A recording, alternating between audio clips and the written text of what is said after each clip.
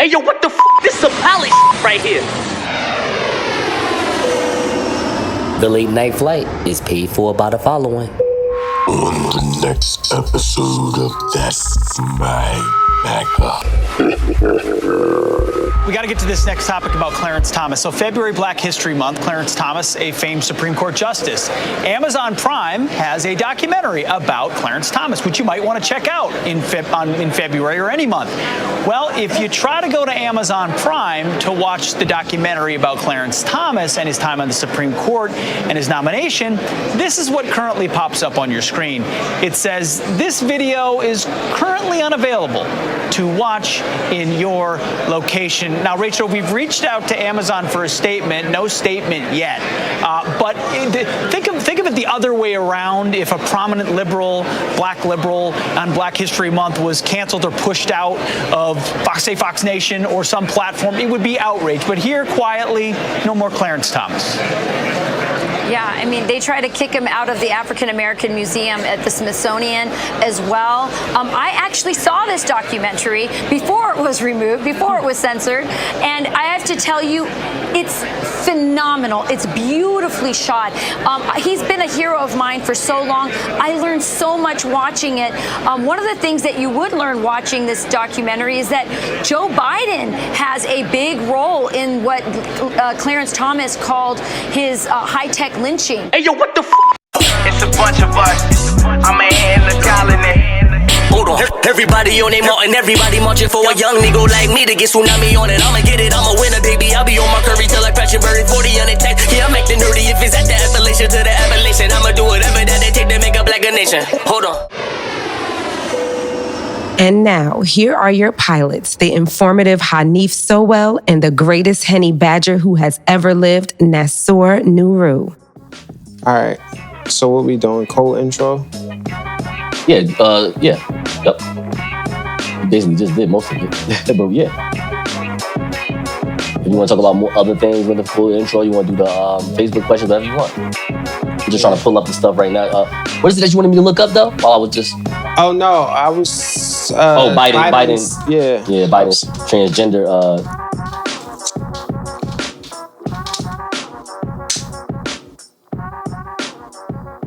Rand Paul called disgusting after attacking Joe Biden's transgender health. Oh, come on. Come on. I said Ted Cruz is Rand Paul. Word. Wait, so Dr. Rachel Levine, who is a transgender woman. Oh, so Dr. Rachel Levine used to be Dr. Ronald Levine, basically, you're telling me. Yeah. Okay. Who would be Mr. Biden's Assistant Secretary of Health if confirmed by the state. But what's the problem, though? The transgender can't get a job? No, he's saying, Rand Paul is trying to say that that Secretary of Health is going to make it so that young kids can get gender reassignment surgeries. Oh, well, Joe Biden going to have to say this. Excuse me, listen, sister, I'll let you have this job, but you ain't doing that and shut the up. Yeah, but we are in some funny times. No, you're the president. And if the transgender person is going to be like, well, I'm going to tell ABC, I'm going to be like, all right. But listen, so say for instance, Biden does that. Mm-hmm. And the LGBT community tells Biden, oh, we not supporting you anymore because you're homophobic. Okay. He's 81 years old. He's not going to do that, though. I know. He's like, you got to be 81 about it and be like, so what? I'm out the door anyway. Yeah. I'm out the door. He's probably a one-term president. And guess what? I'm going to tell Kamala when she become president the same thing. Now what you going to do? Shut up. Shut up and take this job, man. I'm about to pay you $150,000 a year. What? How many transgenders make $150,000 a year? What? Her, RuPaul, and the woman that plays a transgender or a woman in Orange is the New Black? Do Caitlyn Jenner make a lot of money? Okay, well, Caitlyn Jenner is money. I mean, I gotta say she now, was on Wheaties in the 80s. Oh, yeah. Bruce Jenner, you know? Yeah, but that I don't know that.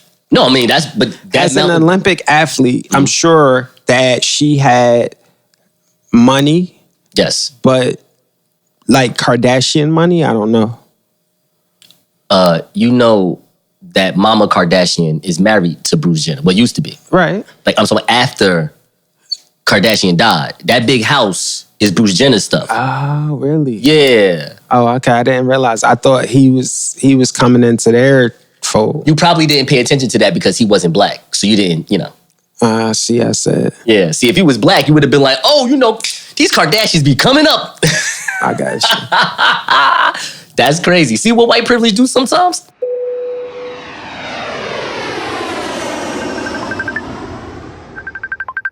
Yesterday, I put on Facebook, if she lived her life like a neo soul lyric, she's for the streets. I'm sorry. You gotta say that one more time because I need to put. That's kind of funny. Let's do it. Come on, do it again. Please, please, please. Go ahead. All right. So if she lives, yesterday on Facebook, I put up, if she lived her life like neo soul lyrics, she's for the streets. Now, y'all know what I'm talking about, right? So neo soul is if she wears waist beads, if she, has a natural hairstyle, if she lights candles and incense, she might smoke weed and easy water as opposed to blunts. I thought that was personally funny. Like, like those sort of women that have that whole, naturalistic, holistic vibe to them, those women, I feel like, be for the streets.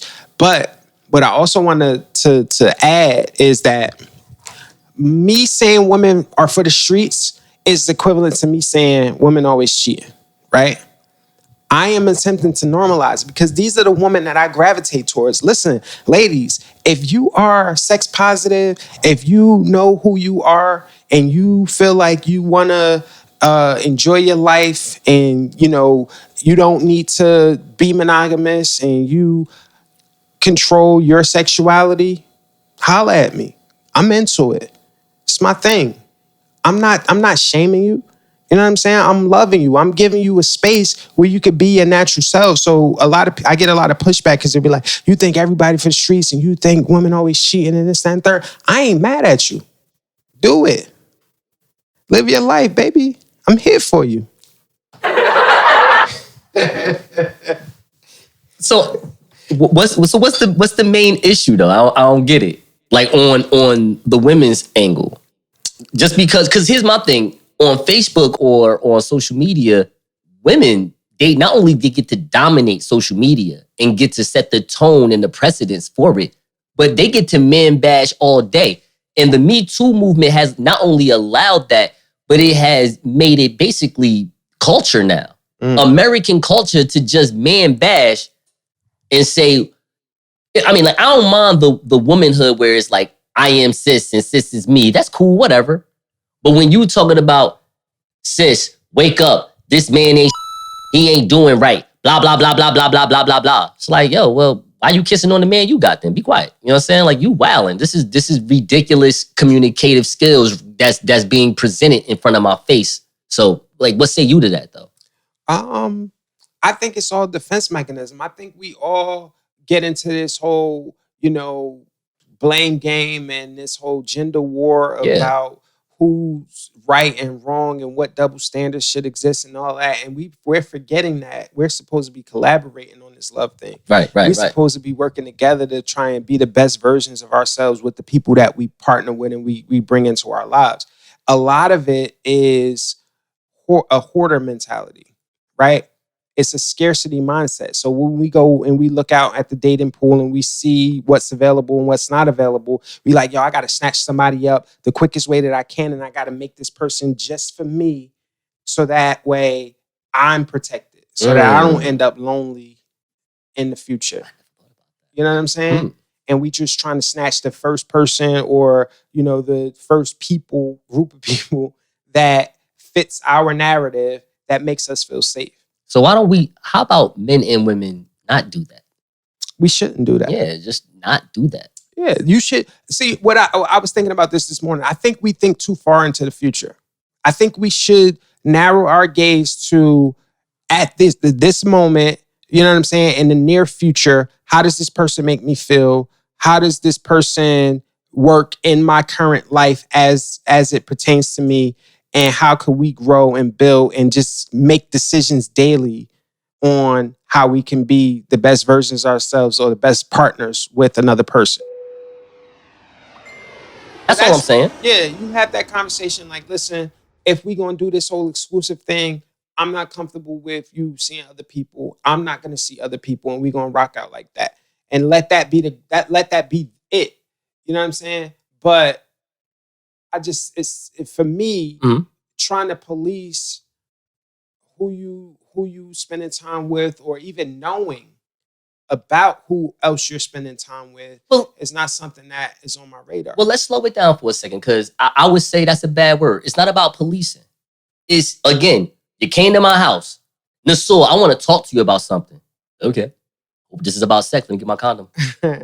She comes to the house. I got my condom ready. She's like, no, put the condom down. I ain't trying to do that right now. I got something I really want to talk to you about. I'm like, what? Huh? What's going on? What's condoms? Huh? Anyway, so listen.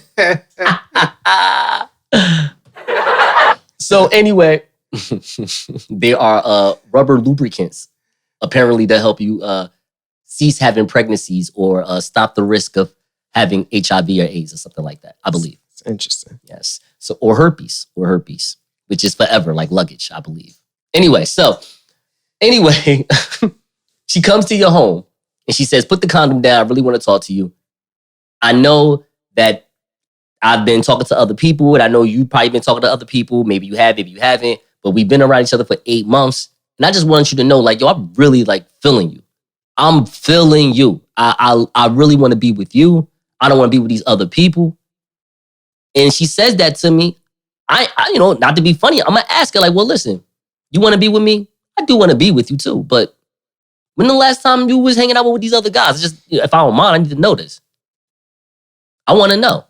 Whatever answer she give me is whatever answer she give me. But realize that if it's some shit like, well, okay, I was hanging out with, with Jake like 2 weeks ago, I'm going to be like, no, listen, I'm not saying I'm saying no to you, but do you think that you're telling the person that you want to be with, that you still kind of sort of hanging out with these other people? How am I supposed to trust you or believe that we should do some real shit? I know you're trying to compartmentalize by you're looking at me in my face like that shouldn't be any of your business. But yo, it has to be. Seriously, it doesn't have to be where you're policing her. It's just information that you need to have. Think about it. That's what dating is. Dating is collecting and gathering information.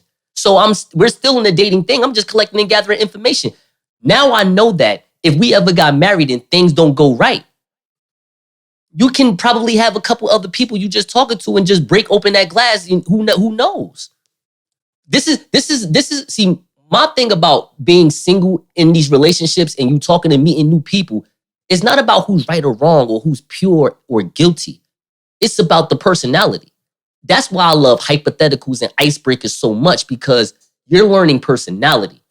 I can't tell you, because if I sit here and I believe the word is pontificate, is that the word? Pontificate. If I sit here and pontificate about how I want a woman to be, or for me, women ain't gonna like that.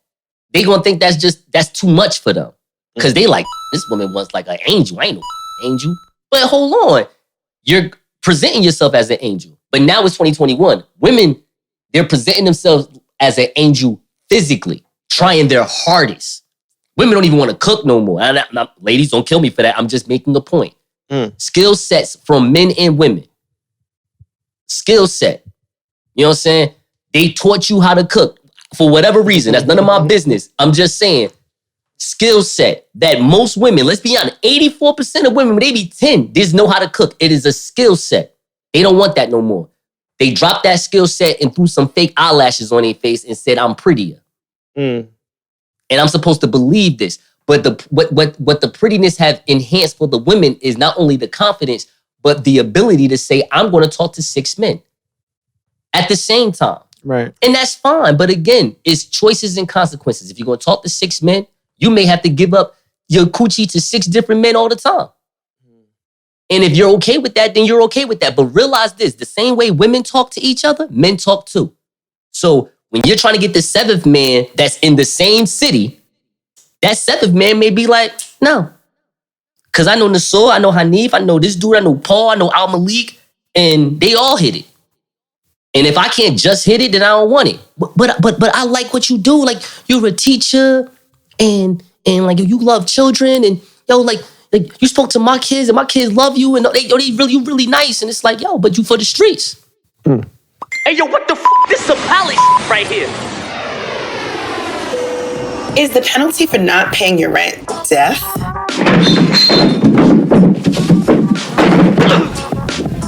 Hey, Stu, your rent's due, mother.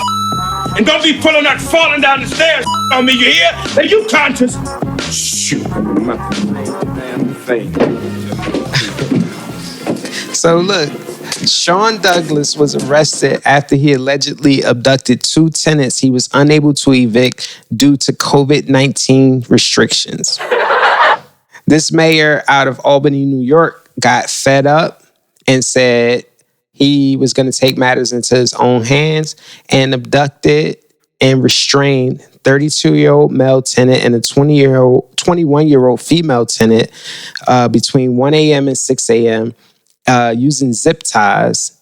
And then he took them to a cemetery at gunpoint.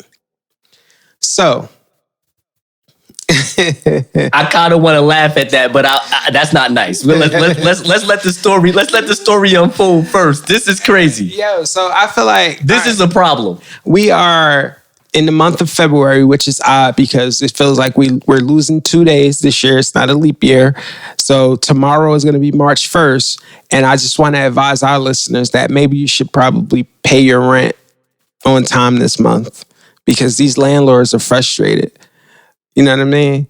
I've had a bad tenant before. So I kind of resonate with the landlord, but... Wait, all right, so no. You didn't say nothing wrong. This is just a perspective. I remember this story you told me about this person. Okay. So I'm going to have to assume that there was a moment in your mind, you didn't do this physically, where you wouldn't mind zip tying their hands and put them in the graveyard and have them at gunpoint. This is fact. Yo, I'm a nice guy. You know what I'm saying?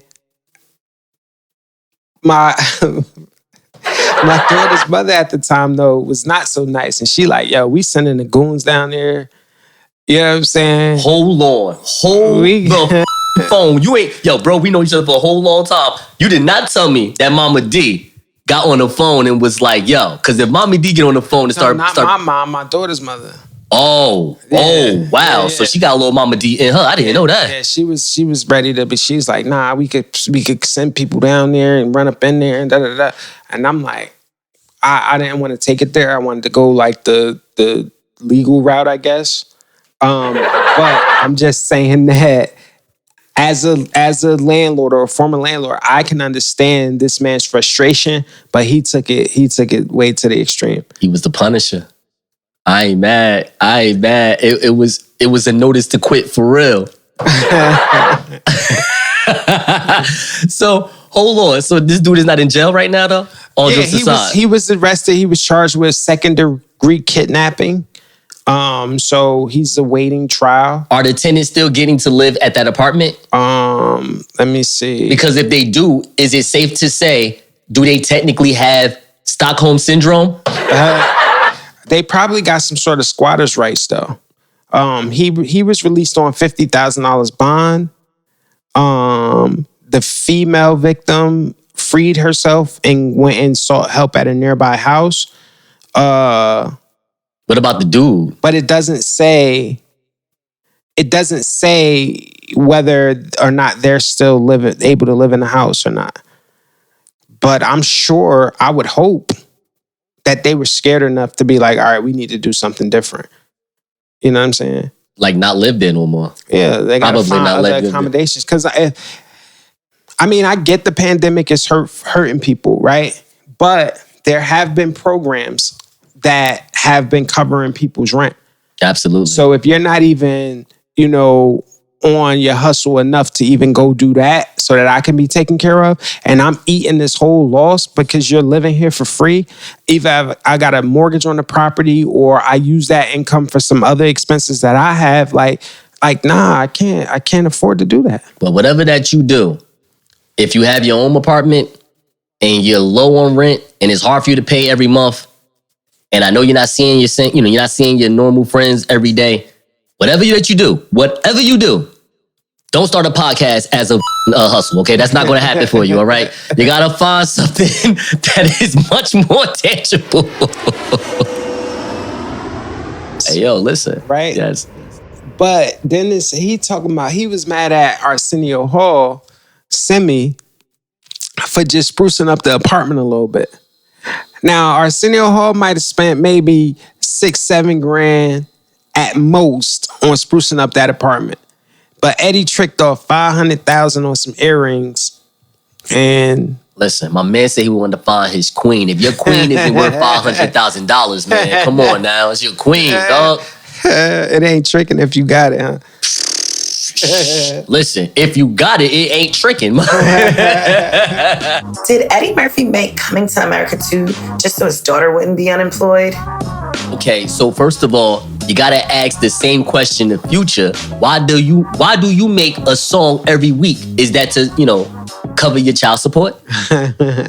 You may have to ask Kurt Warner, professional NFL quarterback Kurt Warner. You know how many kids he has? How many? He has 8 kids. Really? Did you keep playing even when you was past your prime so you can get a quick $10 million so you can feed your family? That's great. Okay? Who else? Who else is running around here with a bunch of kids and has a good job? Well, Lil Boosie, I don't know if he has like a great job right now, but I mean, he's a rap artist. I'm pretty sure he's making some type of money. I mean, do you not even try to do any other type of job because you're not that good of a rap artist, but you do it because it's enough to feed your children? Yeah. I mean, obviously Coming to America #2 is not only going to feed him, her, him, all them kids he has, the baby mothers, all that. Man, it's going to be a cultural blast for America. But more importantly, now that we are talking about this question, I mean, to answer this question, I would say, no, he didn't make this movie to do that because that's what he got the Shrek money for. I mean, Shrek was huge, man. I asked it because, one, he said he made his daughter audition for the role that she had in the movie. So it wasn't just like a whole like, all right, this is my movie, I'm going to put you in there. Now, granted, we all know that if she was just average, he was going to hire her to do the movie. What character do she play in the movie, if you don't mind me asking? Oh, I got to look that up. All right, well, while you look that up, I'll talk. I don't mind. So you're basically telling me that the daughter had to audition for a role. Mm-hmm. I don't know if you know this. Eddie Murphy on the Johnny Carson show. This is in the 80s. This is when he was doing Beverly Hills Cop in 48 Hours. He talked about nepotism. Johnny Carson was like, I see all your family is, sitting out, sitting on the stands, all that good stuff. Matter of fact, it could have been David Letterman. It was one or the other. No, it was definitely Johnny Carson. And he said, I believe in my family doing all the jobs that I need. Security, accountant. I keep it in the family. I'm okay with nepotism. Get this. She's playing his daughter in the movie.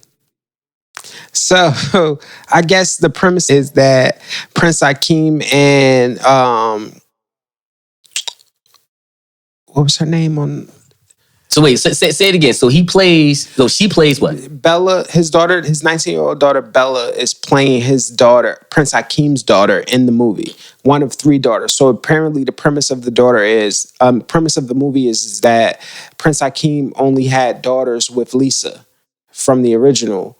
And because of that, there was no heir to the throne. But apparently Eddie had a long-lost son, or Akeem had a long-lost son from Queens when he was back in New York. Now, I watched Coming to America, the original, recently, and I know the exact part where the son was conceived. Are you interested in knowing? Hell yeah, I'm interested in knowing. All right, so in the scene when Lisa had on diamond earrings and she found out that Hakeem was a prince and he chased her on the train. And then she threw the earrings at him and then she left. And the old lady was like, I'll be your queen. Now, that's not his baby mother, but at that moment, Eddie or Akeem went and had a little quick one night stand with some woman that he met on that train. And that's when the baby was born. Oh, come on, yo. Come on, yo. Come on. What? So after all of that chasing around. Yeah. He thought it was done. He thought it was over. He like, yo, I got to go back to Zamunda tomorrow. I done came all the way over here. I ain't getting no sex. I'm going to just jump something off real quick. If you would like to be a guest on the Late Night Flight, hit me in my Facebook DM at Hanif Sowell or email us at thelatenightflight@gmail.com. Where do you rank Black Thought in your top rappers list? Okay, he's top 30, all right? I'm gonna answer that question right now. Top 30 for all you conscious rappers or fans of conscious rap. Y'all like, what? I'm about to explain something for a second. I'm gonna tell you why. Because this is more about career, not about style and lyrics. Career, not style and lyrics. Can he rap? Absolutely. Do he rip songs when he's on it? Absolutely. He does that. The thing is this. What is the Roots most impressive for or popular for? Two things. Being the first, like, straight up all black act on a late night show. Okay. And then the second, well, that's the first thing, because let's be honest, late night television is still one of the biggest things that's in American culture, period. Mm-hmm. Even though it's more YouTubed than people actually watching it at that night, it's still the most one of the more poppin'est things in American culture. But the second most important thing was, let's be honest, it was Jay-Z Unplugged. If I was Jay-Z, he should be buying Bentleys for every single member of the Roots band from that year to at least the year 2030, okay? That made that album. What album was that he did? That was the Blueprint. Oh my God. I personally believe that Unplugged show that he did with the Roots not only solidified Jay-Z as the best rapper you ever heard, but I think that's when I realized, he about to take this business thing to a whole nother level. Because what street artist you knew was, like, I mean, don't get me wrong, LL did Unplugged too, and so did Lauryn Hill. And they were good. But when Jay-Z did it, it was a whole nother level. And the Roots did it with him. Yeah. I mean, Black Thought basically played a hype man. Right. This is somebody that, no disrespect to Jay-Z, who we all know and love, Black Thought is 2 times the lyricist Jay-Z is. Mm-hmm. But Jay-Z is the best rapper ever. Yeah. That's why technically he's number 26 to 28 for me. Yeah. What say you? All right, so the question actually comes from a recent tweet where someone was saying that Drake should not be classified as a lyricist in the same realm of people as Black Thought, Kendrick Lamar, J. Cole, and those sorts of folks, right? I would disagree with that. I understand what they're saying. I disagree with that, though, but go ahead. So what happened was somebody retweeted and said, who the hell is Black Thought? So Black Twitter kind of went on a thing where it's like, what?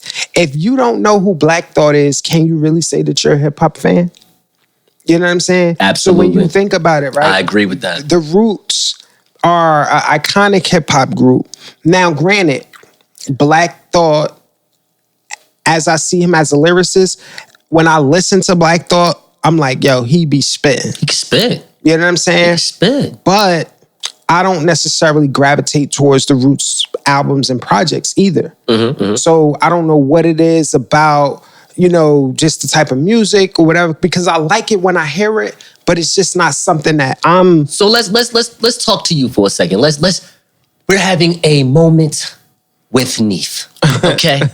All right. And Hanif, tell me and tell the listeners, what type of hip hop do you like? So I feel like my personality, you would think that I'm uber conscious. You know what I'm saying? But I like gangster.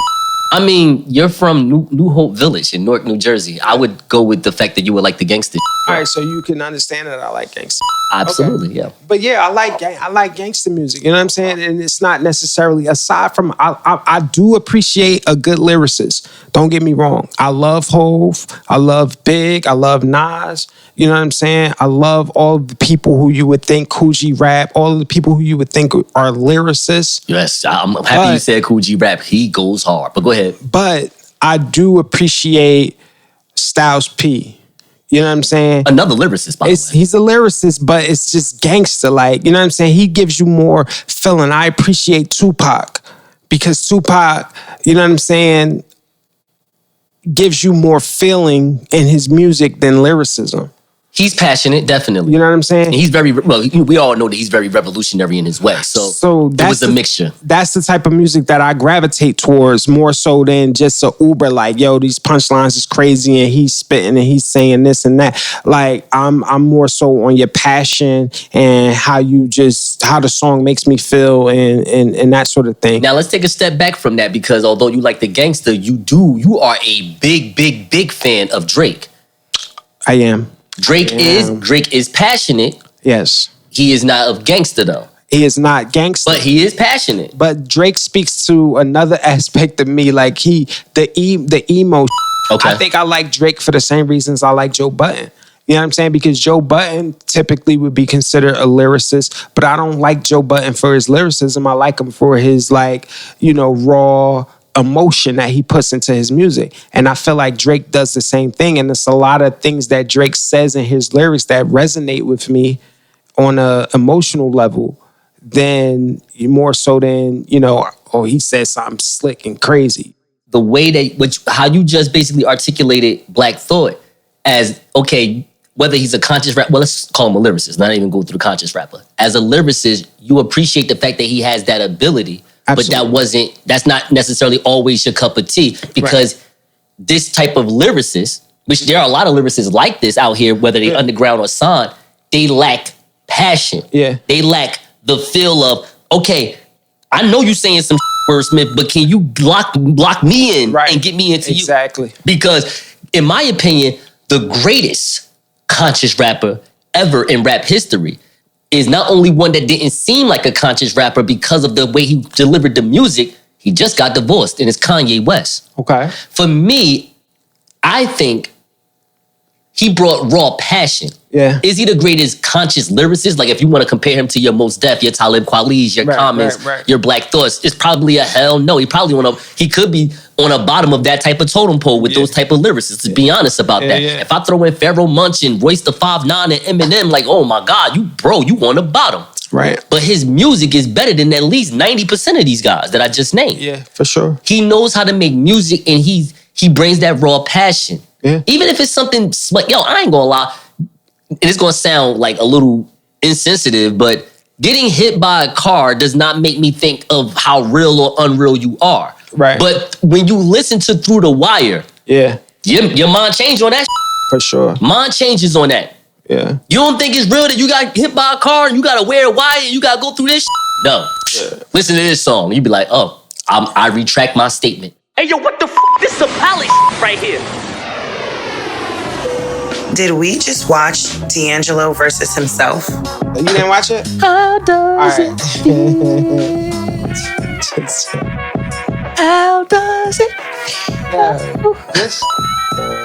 DAngelo. Was he? All right, hold on. Let me just ask the question, and we could just So did we just watch DAngelo versus himself? Okay, so look, I didn't watch it. Hanif knows everything. Hanif, I'm just asking questions as a person that didn't watch it. You just answer, and give us all the information that you know. First of all, did he have the nerve to wear no shirt like he did in the Untitled video and try to put on a performance that way on a webcam? Did that happen? Nah, because I think he put on some weight, so I think he was trying to cover it up. He had on a big knee-length mink. What? Yeah, it was crazy. It was like an oversized joint, too. It wasn't even like... It was like he went to Burlington Coat Factory to the big and tall section and bought a Forex. Yo, chill. It was crazy. Chill. So, and then he had on his little derby hat. Oh, no. But then... So he looked like Black Future. Yeah, under the derby hat, he had on a stocking cap. Like lady stockings wrapped up. He wrapped his hair. I don't know how he got his hair in braids or dreads or whatever. But I'm like, so... Did he look like he just got entangled or something? Yeah, I don't know. Like he sounded good. Okay. So I'm gonna give him that. Like, you know what I mean? Whenever he played his songs. But this is the funny that happened. The very first song out the gate was a song that either he's working on or that's unreleased. Right. And as he's performing it, he's like, I want you guys to sing along with me. And I'm like, nobody ever heard this song. How are we singing along? How does you know what I'm saying? But then he went right into his hits. You know what I'm saying? Brown Sugar. How Does It Feel? Like he started doing the hits. Then he brought Red and Meth out, which was dope. So that's the part. So now look. So it went from How Does It Feel to How High. Right. How about that? So look. The title of it was DAngelo versus Friends. So in my mind or everybody else, we were speculating like, oh, he's going to bring out that whole neo soul. He's going to bring out Jill Scott, Angie Stone, Lauryn Hill, Anthony Hamilton, Music Soul Child. He's going to bring out the whole hitters of the hitters. Oh, man, that'd have been crazy. A whole neo soul swag, that'd have been crazy. That would have been crazy. I'd love making that I was in my... Because I think this whole vibe was going on right when I was like freshman, sophomore in college. So it took me right back to there. And I'm like, oh, this is a vibe. But then he comes out and he says, hey, it's just me, y'all. Y'all are my friends.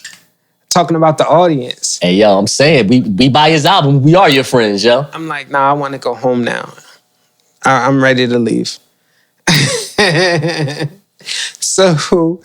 So he brought out Red and Meth. Now, I'm going to be honest and admit that I decided after he played his hits, after Red and Meth left and after he was doing whatever he was doing, I decided to not finish. Apparently, he brought out Her, which I thought would have been a dope little jam session. Yeah. But I didn't see it. But I feel like it also, if I'm being honest, that's something that only DAngelo could pull off. Because DAngelo is one of those artists where it's like, yo, you know he's going to give you good music.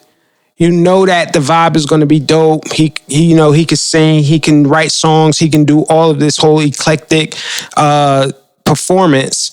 So only he could pull off an event where he's the only artist and he's just showcasing his music and his talent. So I did appreciate it for that, but yeah, I thought it was a little over the top. Hey, yo, what the f***? This is some pally right here.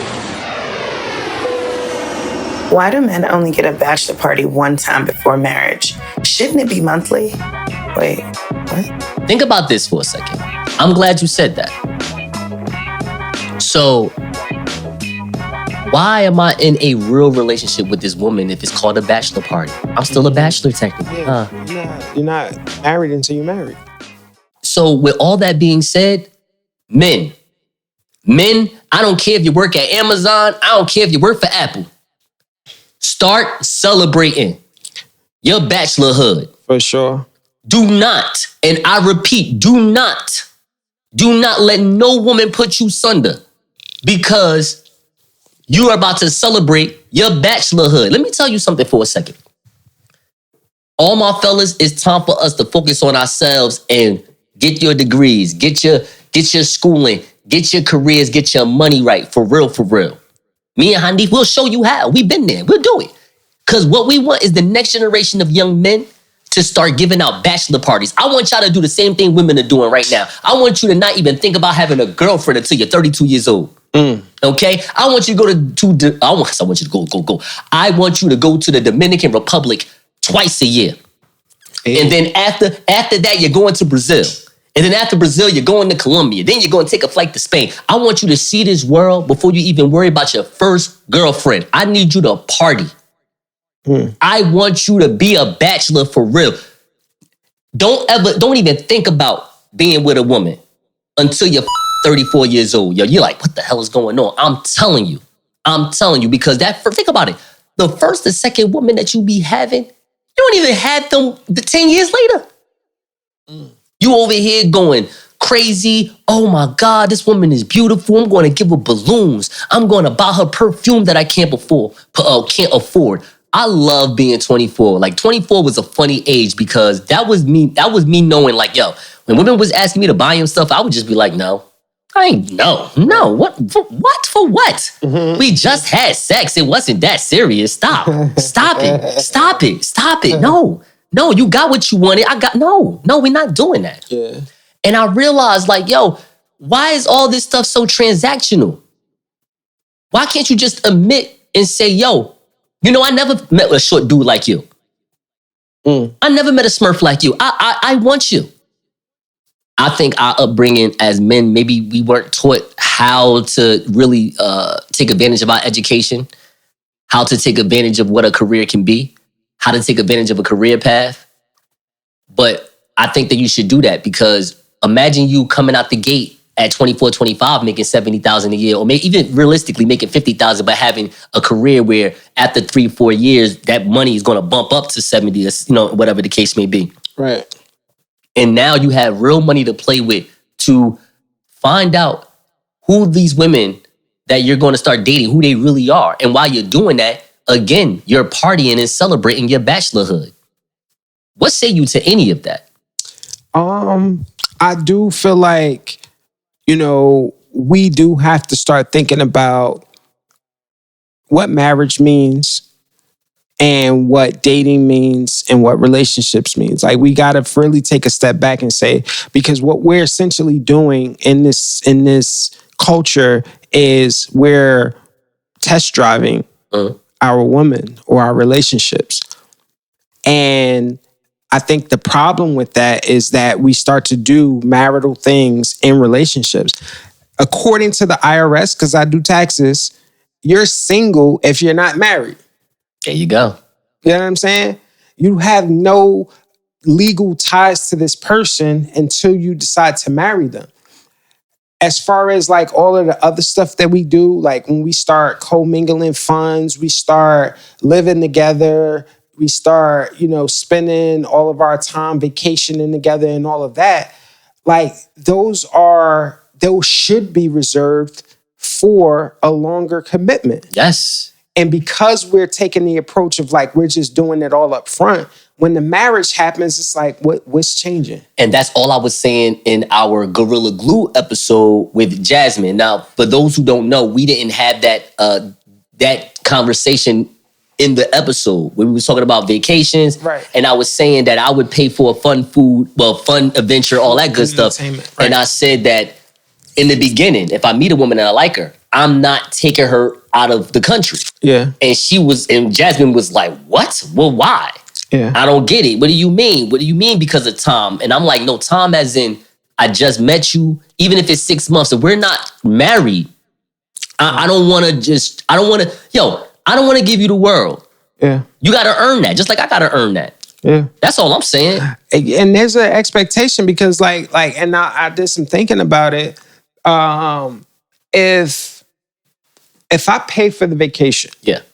If I invite a woman to a vacation and I pay for the vacation, I'm gonna be honest. I expect that we can take that relationship to the next level. Sex should be involved.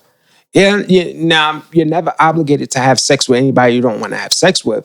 But if I am paying for a vacation and bringing you on a vacation, I do feel like we should at least have the rapport where I feel like, sex is on the table.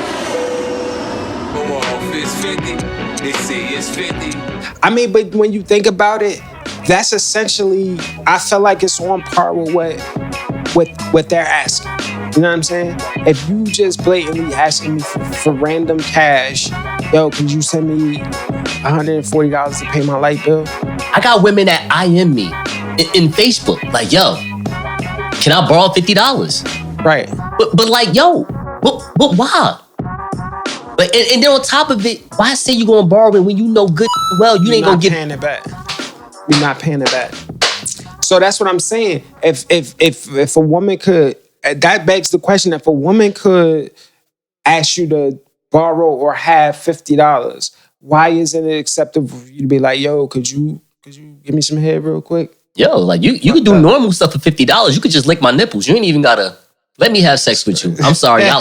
You know what I mean? Give me a nice little hand job. You could do something different. You know what I mean? It's $50. Like, I'm not even gonna sit here and ask for penetration. You know what I'm saying? I'm not even gonna sit here and say, yo, lay down, let me get that missionary. I ain't even gonna do that. Like, yo, I want you to lick the tip a little bit. You feel me? It's $50. Like, you gotta do something strange for the change, you heard? You ain't gotta do nothing the same. You gotta do something strange, they say. You know what I'm saying? I want you to lick my nipple while I'm over here at work. Hey, yo, what the f***? This some pally right here.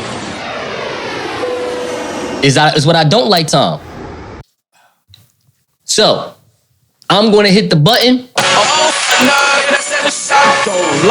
And then you're gonna just tell me what you don't like.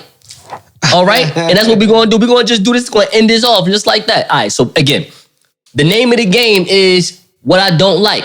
So when you hear this, you gotta let me know what it is that you don't like. I'll start first. I don't like when flat booty women wear leggings with no shirt to cover up the flat part of it. Okay, let me tell you something. If I want to see flat things, I'll go to IKEA. You go. I don't like when women send news without their face showing. I want you to look at me and let me know that you're thinking about me while you're sending the nude.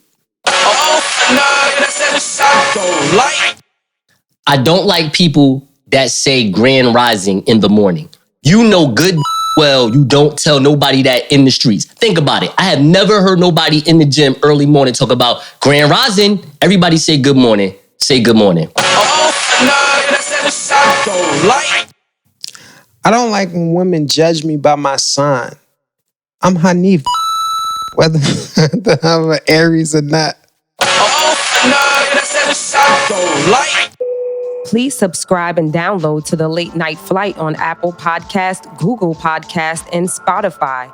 Every subscription helps us towards our efforts in having a career in podcast radio broadcasting. Hey, yo, what the f***? This some pally right here.